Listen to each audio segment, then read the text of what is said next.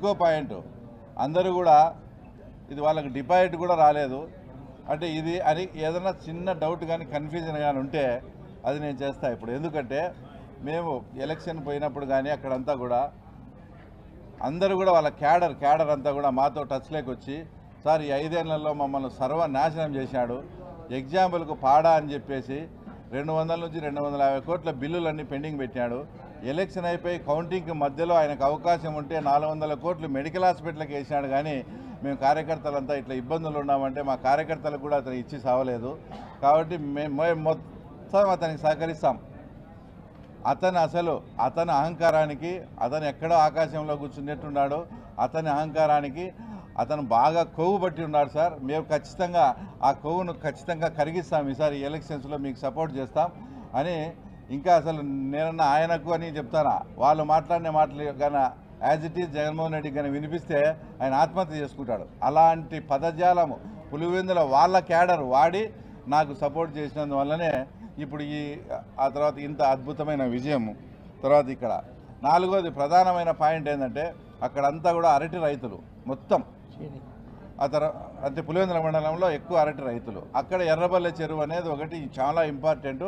చిన్న పని చేస్తే కూడా ఆ తర్వాత ఆ ఎర్రబల్లె చెరువు నిండుతుంది అంటే HNSS ద్వారా. ఆ పనిని పోయి రైతులంతా పోయి అడిగితే కూడా ఏ రోజు స్పందించకుండా అవంతా కూడా పొంగనూరు పెద్దిరెడ్డి రామచంద్రారెడ్డికి పోవాలి. ఇక్కడ నిన్ను ఓట్లు వేసి 35 ఏళ్ళు 40 ఏళ్ళ నుంచి వాళ్ళను ఓట్లు వేసినా వేయకునే మీరే గుద్దుకొని చేసి ఆ ప్రజలకు ఇవ్వకుండా అక్కడ పెద్దిరెడ్డి రామచంద్రారెడ్డి వాళ్ళ ఊరు PBC అంటే పొంగనూరు బ్రాంచ్ కెనాల్కి పోవాలని ఎక్కడ నీళ్ళు ఇవ్వకుండా పోవడంతో మేము మొత్తం మా కూటమి నాయకులంతా సీఎం గారితో మాట్లాడి అధికారులతో మాట్లాడి అక్కడ వెంటు పెట్టించి అక్కడ వాటర్ అందించడం.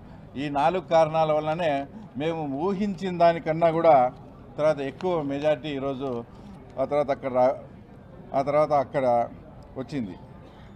ఇంకో విషయం కూడా స్పష్టంగా అంటే వాళ్ళది ఎంత బలం అనేది చెప్పేదానికి మీరు కూడా లాజికల్గా ఆలోచించండి. మీ ద్వారా రాష్ట్ర ప్రజలకు కూడా చెప్తున్నా. రీపోలింగ్ అడిగింది వాళ్ళే, తర్వాత 2 రీపోలింగ్ వచ్చినాయి. రీపోలింగ్ కన్నా ముందు పోలింగ్ అయింది ఒక బూత్లో 400 ఓట్లు పోల్ అయితే రీపోలింగ్ తర్వాత 350 ఓట్లు 360 ఓట్లు పోలైనాయి.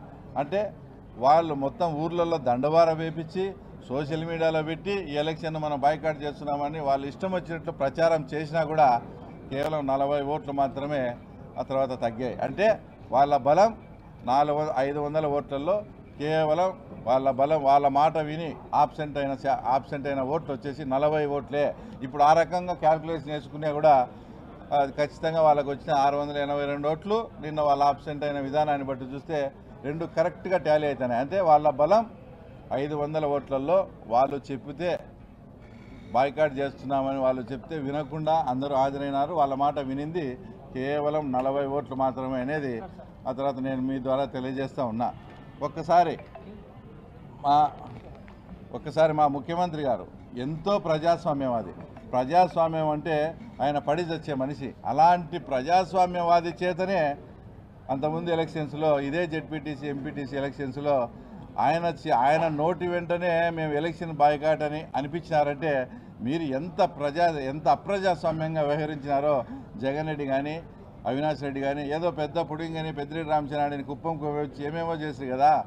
ఇప్పుడు పులివెందుల ఎలక్షన్ జరిగేటప్పుడు ఆయన్ను పంపించచ్చు కదా. రాజమండ్రిలో రమేష్ యాదవ్ను పంపించినట్టు పెద్దిరెడ్డి రామచంద్రారెడ్డిని పంపించి ఆ తర్వాత ఇక్కడ పులివెందులో తేల్చుకోవాల్సింది.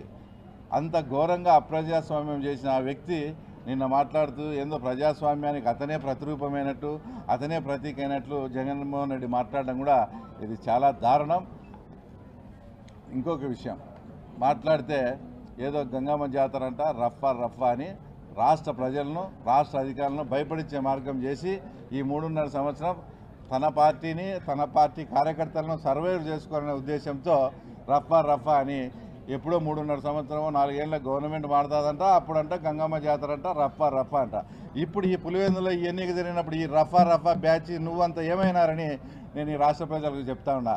ఏంది లేదు, జగన్ది ఉత్త డొల్లతనము, ఉత్తది ఊరికే మేకపేద గాంభీర్యము, తన పార్టీ ఉనికిని కాపాడుకునే దానికి రఫా అన్నాడు. కానీ ఇప్పుడు అదే రఫా ఉన్నింటి ఆ రఫా బ్యాచ్ ఏమైంది, పులివెందులో ఇంత మెజార్టీలు ఎట్టొస్తాయని మేము రాష్ట్ర ప్రజలకు చెప్తూ, చివరగా నేను ఫస్ట్ క్లాస్ స్టూడెంట్, నాకు 4.5 లక్షల మెజార్టీ వచ్చింది. తర్వాత నువ్వు తలకిందులు తపస్సు చేసినా నీకు ఆ మెజార్టీ రాదని మా ముఖ్యమంత్రి అన్నప్పుడు ఈరోజు మెజార్టీ డిపాజిట్ కూడా రాలే, ఈ మెజారిటీ గురించి నువ్వేం సమాధానం చెప్తావని కూడా తర్వాత ఆయన మేము ప్రశ్నిస్తూ ఉన్నాం. Thank you.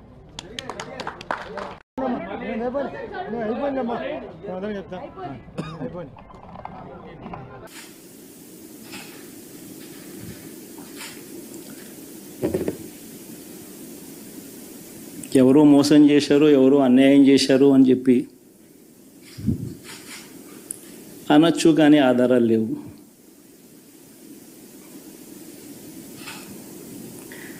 ఏం జరిగిందో దేవుడికి తెలుసు. పెద్ద నేనైతే చేయగలిగింది ఏమీ లేదు. ప్రజల తీర్పు తీసుకుంటాం, కానీ మంచి చేయడానికి మాత్రం ప్రజలకు తోడుగా ఖచ్చితంగా ఉంటాం. వాయిస్ ఆఫ్ ది వాయిస్లెస్ కింద ఈ పార్టీ తాను చేయాల్సిన పని తప్పకుండా చేస్తుంది. పేదవాడికి అండగా ఉండే కార్యక్రమంలో ఎప్పుడూ కూడా పేదవాడికి తోడుగా ఉంటూ గలం విప్పుతుంది, పేదవాడికి అండగా నిలుస్తుంది. పెద్ద పెద్ద వాళ్ళ కూటమి ఇది, ఢిల్లీలో సైతం శాసించే పరిస్థితుల్లో ఉన్న కూటమి ఇది. ఆ కూటమిలో ఉన్న బీజేపీకి, ఆ కూటమిలో ఉన్న చంద్రబాబు గారికి, ఆ కూటమిలో ఉన్న పవన్ కళ్యాణ్ గారికి అందరికీ కూడా వాళ్ళ గొప్ప విజయానికి అభినందనలు.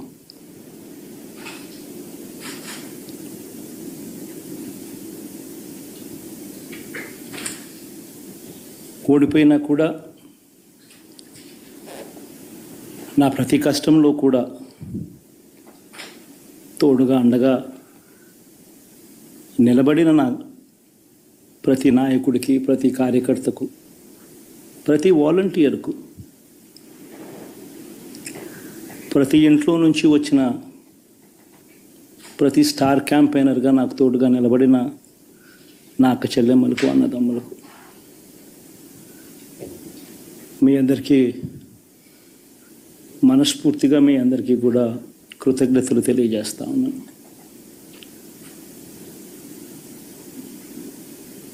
ఏం జరిగిందో తెలియదు, కానీ ఏమి చేసినా, ఎంత చేసినా ఇంకా 40% ఓటు బ్యాంకు మాత్రం తగ్గించలేకపోయారు. ఖచ్చితంగా మళ్ళీ ఇక్కడి నుంచి లేస్తాం.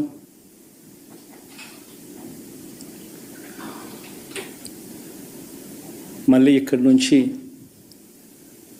గుండె ధైర్యంతో నిలబడి మళ్ళీ లేస్తాం. ప్రతిపక్షంలో ఉండడం కొత్త కాదు, పోరాటాలు చేయడం అంతకన్నా కొత్త కాదు.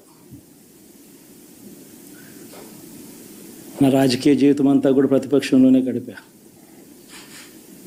ఈ 5 సంవత్సరాలు తప్ప. పోరాటాలే చేశా. రాజకీయ జీవితంలో ఎవడు చూడని కష్టాలు కూడా అనుభవించా.